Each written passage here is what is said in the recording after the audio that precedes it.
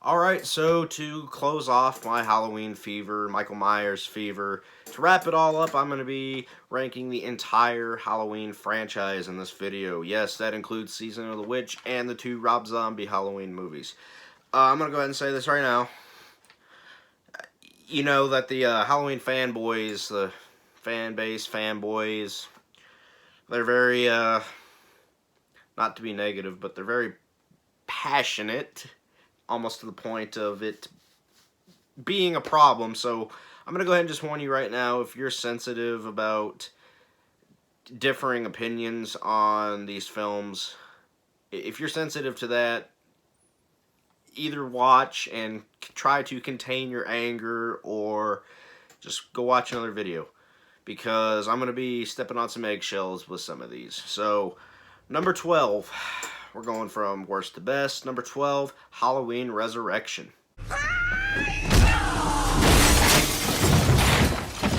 Yes, that scene by itself, along with multiple other scenes just like it, is why it's number 12. It makes a complete mockery, a complete joke out of Michael Myers, and I'm just not for that. I'm not about that. Michael Myers is the man. Should never be made a joke of. I'm also looking at Stan Helsing, because they made a big joke out of him in that, too.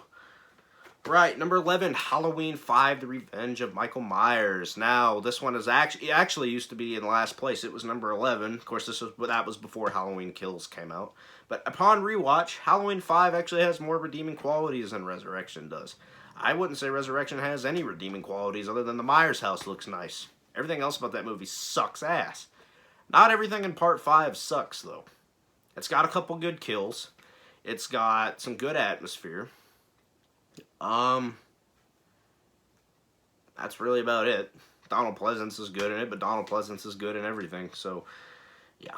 Why is it so low if it has good atmosphere and a couple good kills? Well, we see Michael Myers cry. Yeah. We see him cry. No thanks. No thanks. I'll pass. Alright, number 10 is Halloween H2O. Now, I know that it is a lot of people's favorite sequel. It's not one of mine. I actually don't really get a whole lot of enjoyment out of H2O because it's from that era of horror that I just dread talking about and dread watching anything from.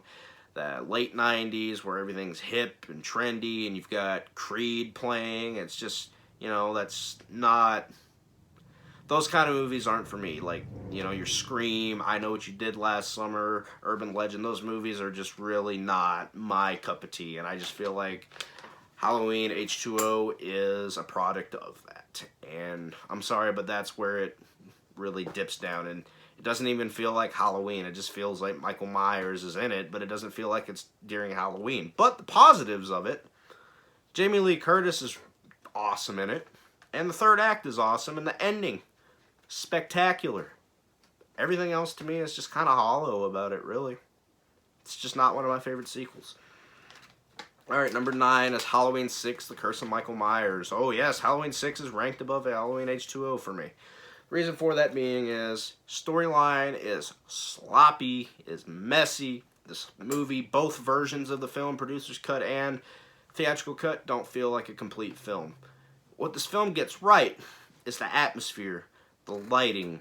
Some of the kills are pretty fucking gruesome as well. Michael Myers comes off as a little bit sadistic, but a little bit too stabby, but it is what it is. The lighting, the atmosphere, the soundtrack, in the producer's cut. The soundtrack and the producer's cut. Excellent. Lighting, excellent. It's just that storyline's terrible. The storyline of this movie is atrocious. Michael Myers is supposed to be a boogeyman, but this movie's pretty much trying to convince you that Michael Myers in Halloween 1 was controlled by a cult this whole time. Fuck that. And fuck The Curse of Michael Myers, except for those couple things I like about it. Yeah, fuck it. Alright, number 8 is Rob Zombie's Halloween 1. So, Rob Zombie's Halloween 1. Upon rewatch, I've come to a point where I can say I like Rob Zombie's Halloween. I still think the first act is a crock of shit, The dialogue is still pretty rough in this movie, but once he gets out of the asylum, I kind of enjoy the movie after that, really. If you want my honest opinion. Once he gets out of the asylum, I'm fine with the movie. It's just me, though, I guess. I don't know. I don't hate it anymore. I used to quite a bit, but I've grown to appreciate it, and I've grown to accept that it's, it's a different version of Michael Myers, essentially. So that's why I can rank it above Halloween 6 and Halloween H2O. Because I'm able to separate it from the original Michael Myers. Alright, number 7. Halloween Kills. Still like Halloween Kills. I still like it. It's a fun movie. It's a fun slasher movie with some really good kills in it. The second act at the hospital, though, it stuck out more to me on my second watch. Even some of the stiff acting did as well. Because I was in love the first time I watched Halloween Kills. That's actually when I came on here and I gave a completely subjective review of it. I'm kind of giving more of an objective look at it now. It is plagued by a lot of script problems. A lot of script problems. But the stuff they get right in this movie, though, that's the thing, is like, greatness was just, it was right there. Everything they got right in this movie, they nailed it with the flashback and the modern Michael, who just, it's so great, but fuck, man, they fucked up with all the hospital shit. And it just drug it down. And I noticed it this time around, and it's like, fuck, just, God. It's frustrating. Number 6 is Halloween 3's Season of the Witch. Now, I wasn't initially going to put this on here, but it is part of the Halloween franchise, even though it feels like its own thing. I like Season of the Witch. It's a very good movie. I wouldn't say it's a great film, but I do like Season of the Witch quite a bit.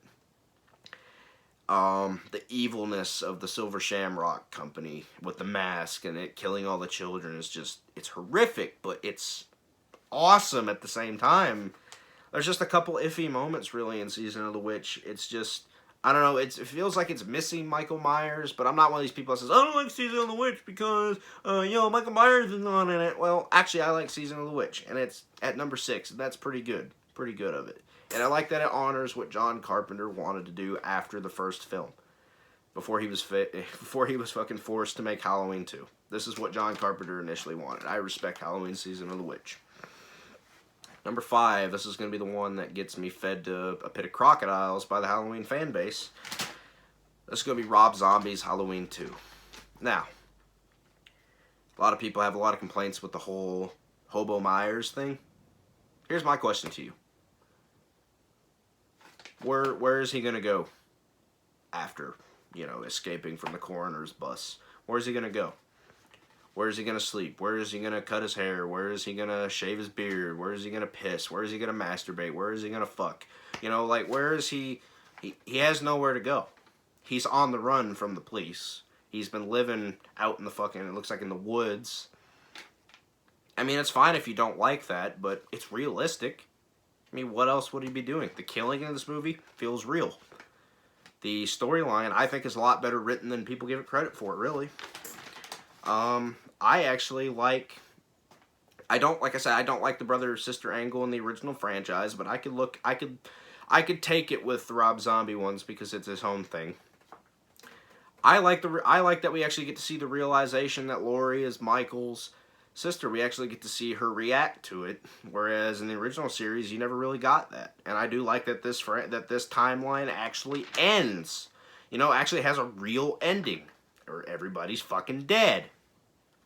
I mean, that's probably not what I would have done, but at least there's an actual ending. Even though I know they were going to do Halloween 3D at that one point, but that's kind of good that they fucking didn't. But yeah, no, there's just a lot about Rob Zombie's Halloween 2 that I really enjoy. So, number 4 is going to be Halloween 4, The Return of Michael Myers. Now, I still got a cough. Holy shit, I about knocked my camera over. Halloween 4, The Return of Michael Myers is, to me, it's a good sequel. I really enjoy Halloween 4. The mask looks different. I can say that. I know there's a part in this movie where Michael, he wants to experiment with, hair color and skin color. Like, I think Michael went to the tanning salon or something and dyed his hair. There's that one scene where he threw Dr. Loomis through the window.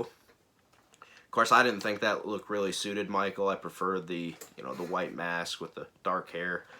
But it was something new to Michael to change his appearance for a certain scene, and I can respect him for that. But I prefer the white mask, coveralls, dark hair. I prefer that more than the beach bum look, really. But yeah, other than that, Rob Zombie, Halloween 4, fucking Rob Zombie, Halloween 4 has some good moments in it, some really good kills in it. Although that's back when the MPAA. There's a couple moments in the kills where they kind of cut off from the gore, but that's back when the MPAA was kind of jerking themselves off and they were just hacking everything down. So that's not Halloween 4's fault. The kills that you do see, the one where he grabs the dude driving the truck and rips his fucking throat completely out, that's gruesome as fuck. I like when Michael's vicious. And, yeah, Halloween 4. Oh, yeah. I do have a couple issues with the way the tight shots are. It just feels really small and compressed, whereas Halloween 1 and Halloween 2 have these really nice, wide, expansive shots. Halloween 4, some of the shots feel a little tight, a little compressed. It's really just nitpicks, though, because I like Halloween 4 quite a bit. Alright, number 3, Halloween 2. Oh yeah, and I forgot to mention about Halloween 4. Halloween atmosphere is just amazing in Halloween 4. But yeah, Halloween 2 also has some good Halloween atmosphere, and it feels like Halloween even in the hospital. Kills are pretty good. The connectivity to the original film feels like it's there. The mask looks just as good. It looks a little wider on Dick Warlock's face. It's because Dick Warlock had a wider face than Nick Castle did. Unfortunately, Halloween 2 suffers from an unnecessary subplot being crammed into the movie. What is that? The brother-sister angle. If that had just been left out of the movie, I would have liked this sequel the best out of all of them. But they just had to cram that in. It killed it for me, really. But yeah, Halloween 2 is number 3. It has enough stuff in it I like. Alright, number 2 is Halloween 2018. When I first saw Halloween 2018, I was conflicted the first time. There was a part of me that I guess was listening to the people in the Facebook groups and all that, where they were screaming at everybody if they liked this movie. And this is a very divisive film. But they were screaming at everybody, hey, if you like this film, you're not a real fan of Halloween. Well, I went back and I saw it again. And I actually really liked it. I really liked it that second time. I actually liked it the first time. I just needed to make sure that's how I actually felt. And Halloween 2018, for me, is the best sequel, in my personal opinion. It gets the mask right. It gets the character continuity with Michael Myers right. The lighting, I'm not that bothered that it was more of an orange color versus a blue color, but I would have much preferred a blue color. But the continuity with this Michael Myers carried over from the 1978 Halloween really, really worked for me. He was a little bit more brutal in 2018, but I still bought that was Michael from 1978. And speaking of Michael from 1978, number 1 is John Carpenter's Halloween. I've already praised this film enough. It's not a perfect film. It has its problems. But it's a classic. The things that it does well, it crafts together a nice third act, a nice suspenseful third act, and just that sense of dread throughout the entire movie. Just the build-up. It's just building and building and building, and when that third act hits, shit's going down. It's just, to me, John Carpenter's Halloween is a horror classic, and that's why it's number 1 in the franchise for me. But that's just me. That's my ranking. So we are wrapping up Halloween Fever, Michael Myers Fever. We are wrapping it up. We are done until Halloween Ends is around the corner, and happy Halloween, everybody. Tomorrow is the start of something new for the channel. That is going to be comic book movie month. I'm sure you guys were wondering why I have all these comic books behind me. Comic book movie month is going to be all through November. So yes, as you can see, I'm kind of in the process of setting up the decor for comic book movie month, and I'm really excited about comic book movie month as well. Very excited. I hope you guys are too. I've got a lot of content planned.